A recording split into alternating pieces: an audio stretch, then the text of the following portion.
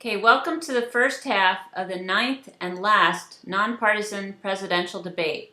My name is Judy Frankel, moderator and founder of RightIndependent.org. Today's debate is about foreign policy and the economy. Each candidate will have 1 minute to answer my question and up to 30 seconds more for rebuttal. Candidates, please briefly tell us where you have traveled and when, starting with Harry. Judy, thanks for putting these debates on. They've really been, I think, an important historical contribution, and I really do appreciate your efforts. I know it does take a lot of effort to pull this off. I've been in Europe, both Eastern and Western Europe. I traveled extensively when I was teaching school after I graduated from college initially. And what I found is my travel bug isn't so much viable.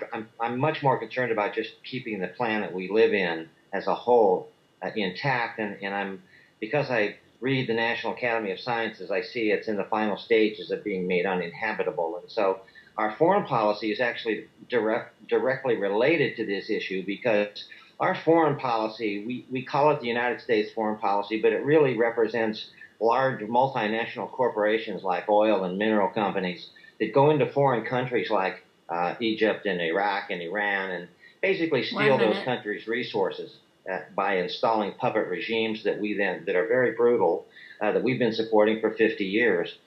We still continue to do this. We call it democracy. It's a bald-faced lie. We don't even have democracy in our own country. In fact, many of these countries, like Egypt, their elections were actually more democratic than ours because they don't have an electoral college at all.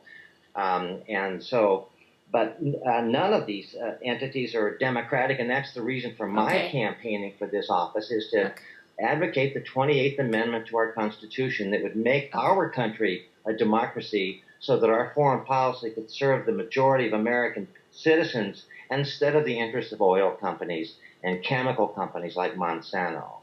Okay, thank you. And Santa, where have you traveled? Well, first of all, as Harry did, I'd like to thank you, Judy, and for RightIndependent.org for hosting these debates. I think they're very important and give the general public an opportunity to see candidates who have quite a bit to offer and aren't being seen elsewhere. So thank you very much for it.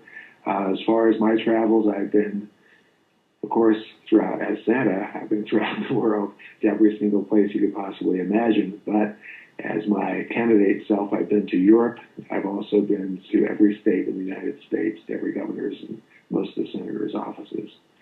As far as our policy goes, I think the State Department has to change its attitude. I think it's one of hypocrisy, arrogance, exceptionalism, and it's not working. I think, as Harry said, we're used to sort of backing the large multinational corporations abroad instead of representing their own citizens fully in our best interest instead of the corporations' best interest.